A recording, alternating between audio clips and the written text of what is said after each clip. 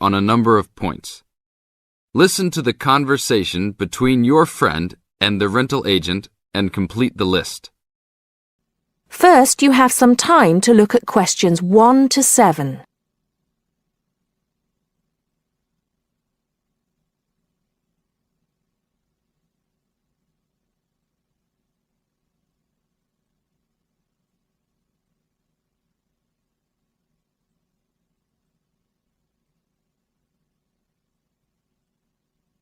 Now listen carefully and answer questions 1 to 7.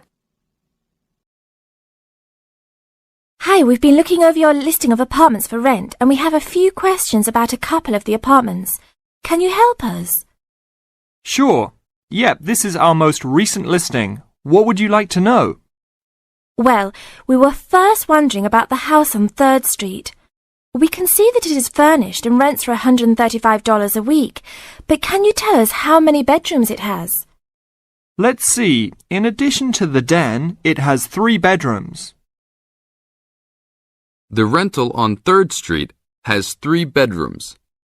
So in the example, 3 bedrooms has been written down in the number of rooms column for 19 3rd Street. Now we shall begin.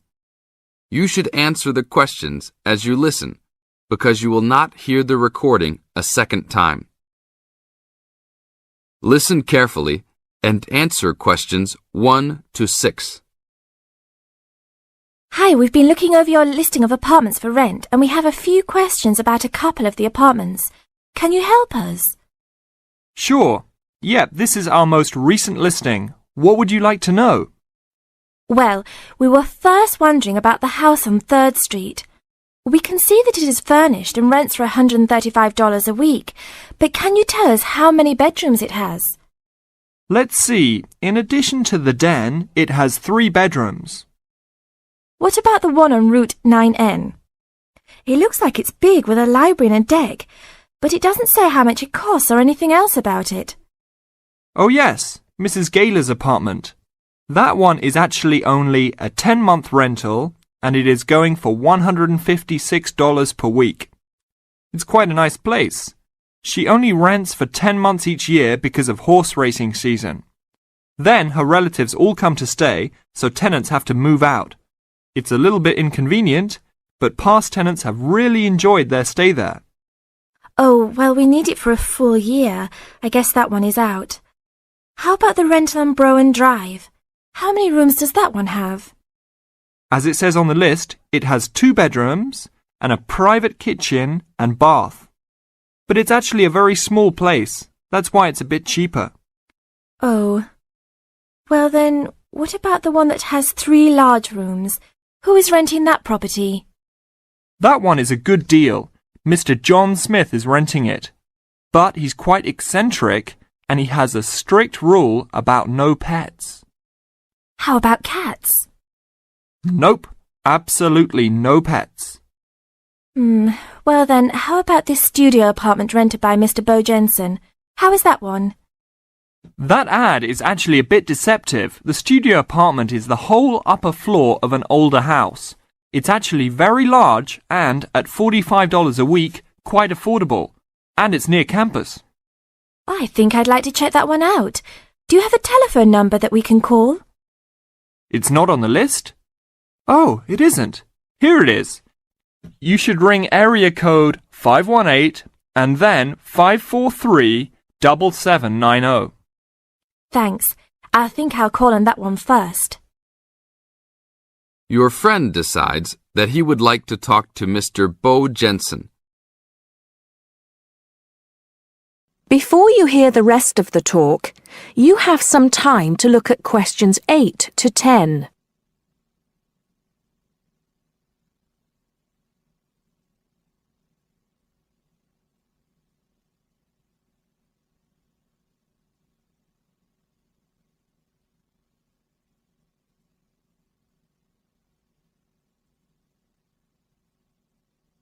Now listen and answer questions 8 to 10. Hello? 1512, Route 9. Yes, is this Mr. Jensen?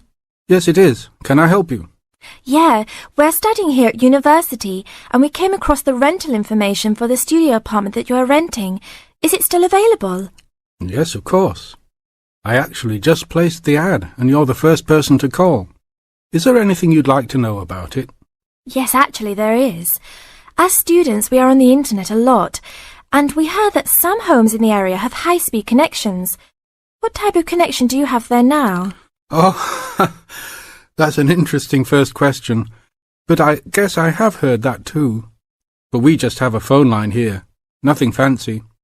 I think you can have a cable line installed, but it's just a phone line for now.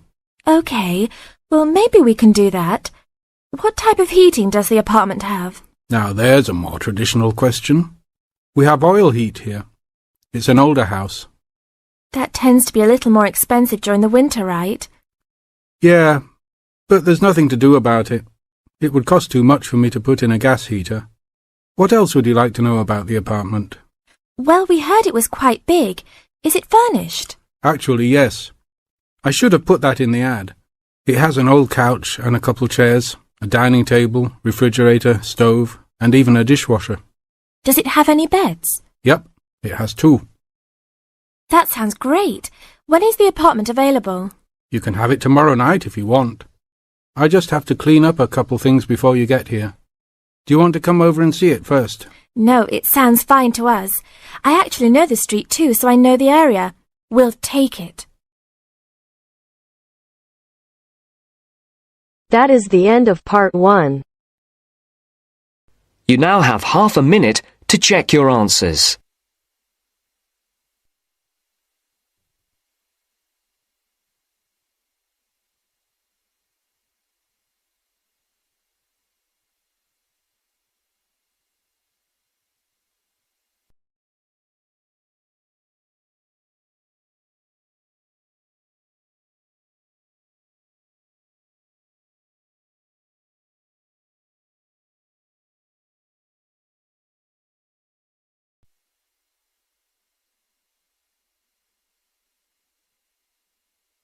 Now turns to part 2. Part 2. Listen to the conversation between the woman and the man and answer the questions. First, you have some time to look at questions 11 to 17.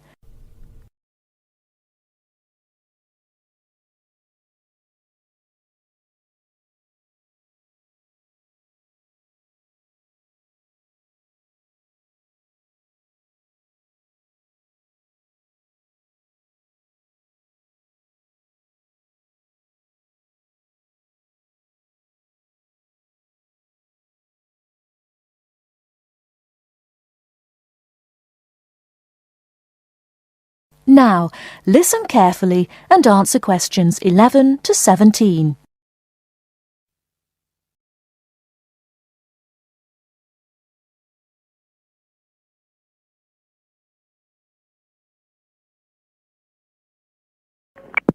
Hello, Paraglider's Paradise. How can I help you?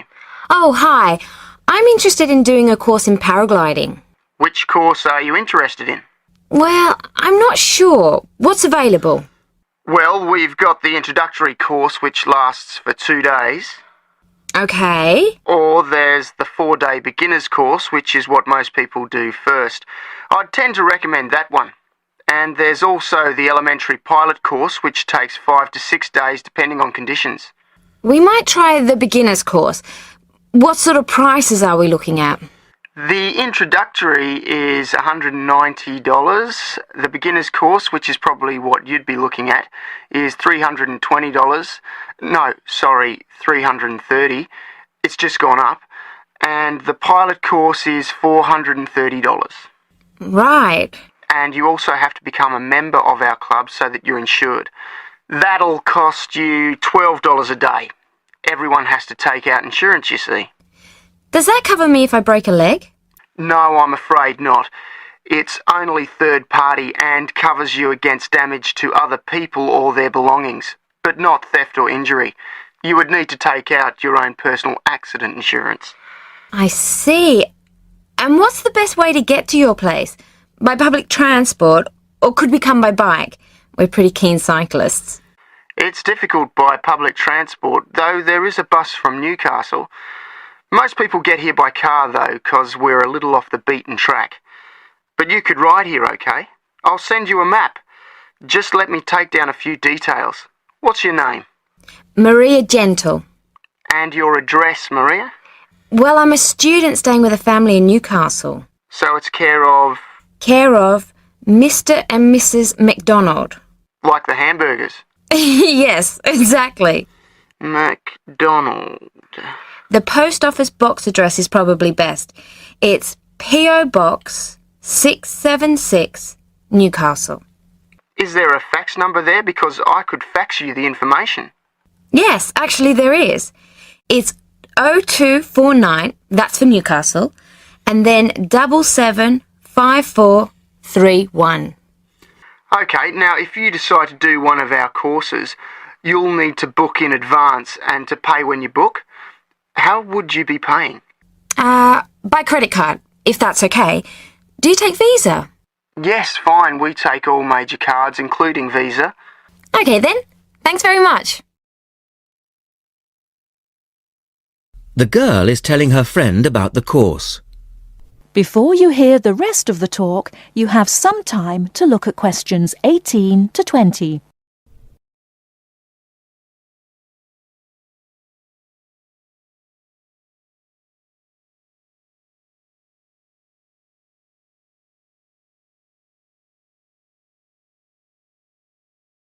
Now listen and answer questions 18 to 20.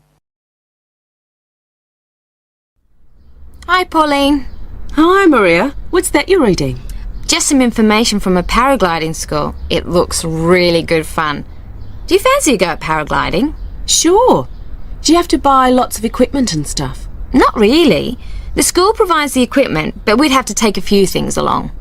Such as? Well, it says here, clothes, wear stout boots, so no sneakers or sandals, I suppose, and clothes suitable for an active day in the hills.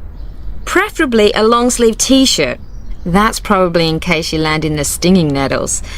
It also says we should bring a packed lunch. We do not recommend soft drinks or flasks of coffee. Water is really the best thing to drink. We need to bring suntan lotion and something to protect your head from the sun. Okay, that sounds reasonable. And where would we stay? Well, look, they seem to operate a campsite too, because it says here that it's only $10 a day to pitch a tent. That'd be fine, wouldn't it? And that way we'd save quite a bit, because even a cheap hotel would cost money. Or perhaps we could stay in a bed and breakfast nearby. It gives a couple of names here we could ring. I think I might prefer that. Hotels and youth hostels would all be miles away from the farm, and I don't fancy a caravan. No, I agree. But let's take a tent and pray for good weather. Okay, let's do it. What about next weekend? No, I can't. I'm going on a geography field trip. And then it's the weekend before the exams, and I really do need to study. Okay then, let's make it the one after the exams. Fine, we'll need a break by then. Can you ring and let me know if you can find out some... That is the end of part 2. You now have half a minute to check your answers.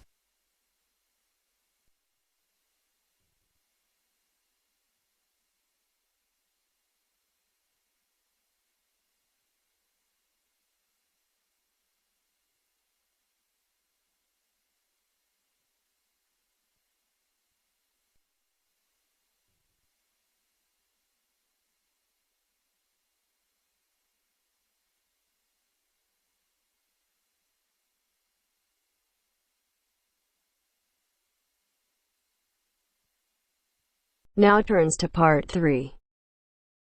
Part 3. You will hear a business studies student called Sam talking to his tutor about an IT project he is going to do for a local company called Turner's. First, you have some time to look at questions 21 to 26.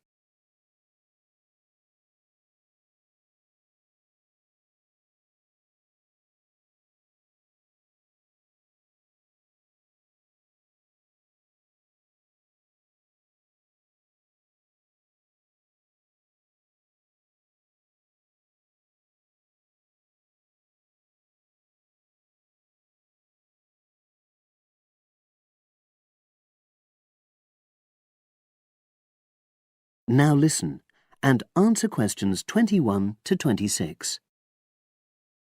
Hello, Sam. Come in and sit down. Thanks. You're here to discuss your company-based IT project, aren't you? Yes, I've been to see the manager and he's given me a lot of ideas about projects that the company would find useful, but I wanted to ask your opinion about them before I choose one. Yes, that's fine. Now, this company's called Turner's, isn't it? That's right. It's a small engineering company. They make machine components for trade use. They're well established. They started in 1976, but they're a bit old-fashioned. Okay. And what kind of projects did Turner's suggest you could do for the company? Well, they want some improvements made to their customer database. The one that they've got at the moment isn't very useful in some ways. I had a quick look at it. That would be a very straightforward project, and it'd be simple enough to evaluate, but I don't think you'd get enough out of a project like that. You wouldn't learn anything new. Well, another project they suggested is to do with their online sales catalogue. At the moment, customers can look at their products, but they can't actually order them online, which must affect their competitiveness. But I said I thought it would take too long. It's quite a big task. You're right. It's too much for the time you've got. It's a pity, though. Then they want some help with their payroll system. At the moment, the way they calculate pay involves a lot of manual accounting. I suggested they could have a system where employees register electronically when they arrive and leave work, so the hours they do could be transferred automatically. I think you'd get a lot out of a project like that. It would extend your skills, but it wouldn't be too much to take on. A student did something similar a couple of years ago, but this is slightly different. Well, then they need help with their stock inventory. They do everything manually. Really? Yes, and it takes so much time. It's probably very inaccurate, too. An electronic inventory would probably be the biggest single benefit for the company. I'm surprised they haven't had it done before. I know.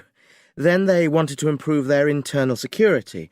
The manager had visited other companies where the staff use swipe cards to access various areas of the building. It sounded useful, but the trouble is I'm not really sure how to do it.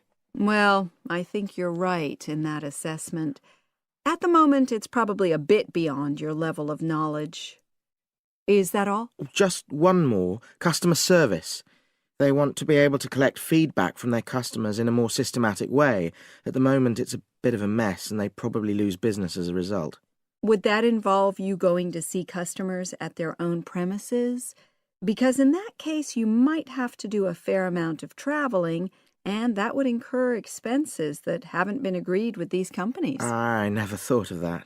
Well, it might not be a problem, but it's something that needs clarifying.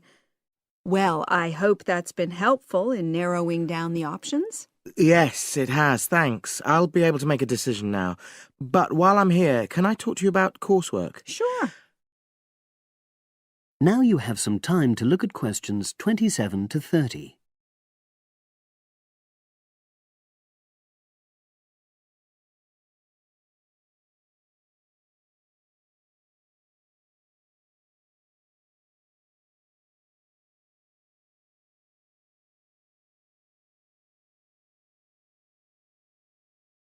Now listen and answer questions 27 to 30. I'm not very happy about the way our group assignment is working. There are some problems. Oh dear. Are people just not getting on with each other? That's the worst thing. Actually, we're all friends. It's not that. But when we're having a discussion about the assignment, one or two people end up doing all the talking and the rest don't say anything. It's a bit frustrating because we need plenty of debate. Well, that's a common observation. You're studying in a group with people from all over the world, and you all have your own ways of participating. In some places, students are more used to listening than talking, and vice versa. I suppose you're right. I'll try to remember that.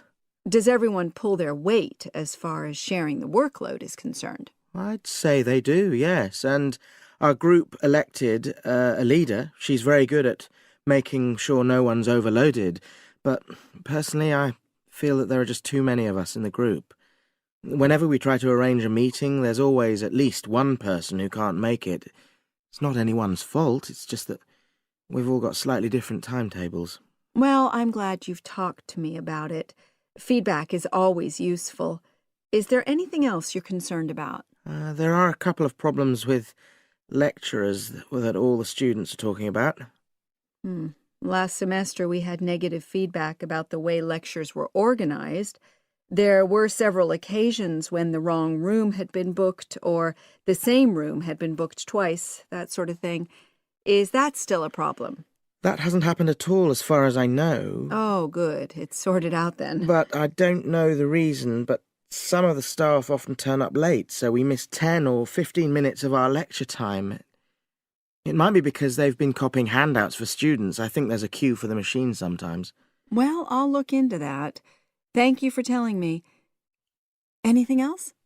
The other thing is that it can be very difficult to get to see a lecturer individually. They're all very supportive and friendly when you do manage to find them, but often they're not in their office, even at times when they're meant to be available for consultation. Okay, that's helpful. Now, before you leave, That is the end of part 3. You now have half a minute to check your answers.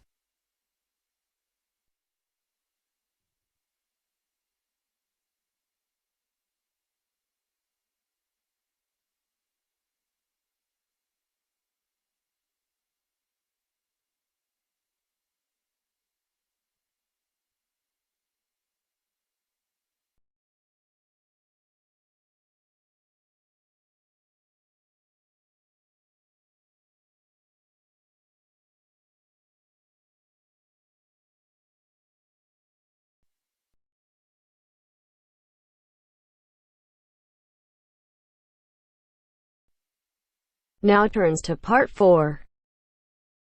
Part 4. In this section, you'll hear an interview on IQ tests. First, you have some time to look at questions 31 to 40.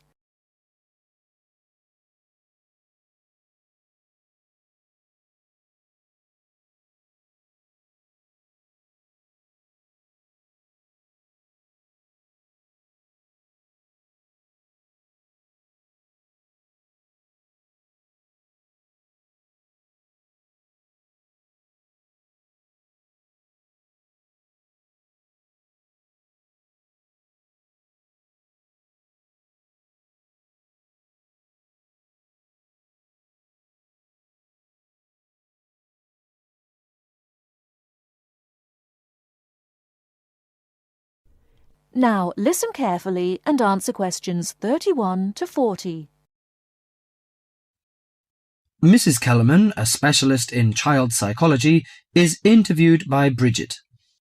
Mrs. Kellerman, why is it that some children perform much better than others at school? Obviously, it can't be denied that certain children are brighter than others, but it's not as simple as that. A lot of emphasis is placed on intelligence measured by tests, so-called IQ tests, which only measure certain types of intelligence, such as basically linguistic and numerical skills, or reading and mathematics to put it plainly, which is unfortunate because some children are bound to suffer.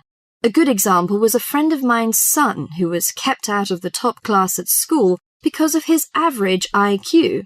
That's around 100. His father, though he had no idea his son was going to be an architect, always said he was a clever child. Apparently, he was able to picture things in his mind and draw accurately at a very early age. The point is that his university life might not have been so difficult if his ability had been recognized sooner. What you're saying, then, is that some children have abilities that are not easy to measure, that aren't appreciated by many schools. Precisely. And if these schools are not spotted sufficiently early, they cannot be developed. That's why, in my view, there are so many unhappy adults in the world. They are not doing the things they are best at. What are those other kinds of intelligence? How can we recognize them in our children? Well, take musical talent. Many children never get the chance to learn to play an instrument, but while they might not become great artists or composers, they may get a lot of pleasure and satisfaction. Musically gifted children are fascinated by all kinds of sounds, car horns, animal noises, and so on, and they can easily recognize tunes and sing them in key. How can a parent encourage them? Sing to them and teach them new songs. Buy a piano or even a cheap instrument such as a recorder. If you can afford it, send them to music lessons as soon as possible. Play recordings of different instruments to them. What about a child who is good at sport? Could that be described as a form of intelligence? Most certainly. We psychologists call it motor or bodily intelligence. These children move gracefully and handle objects skillfully. A child who finds it easy to take things apart and use various tools may well become an engineer with the right encouragement.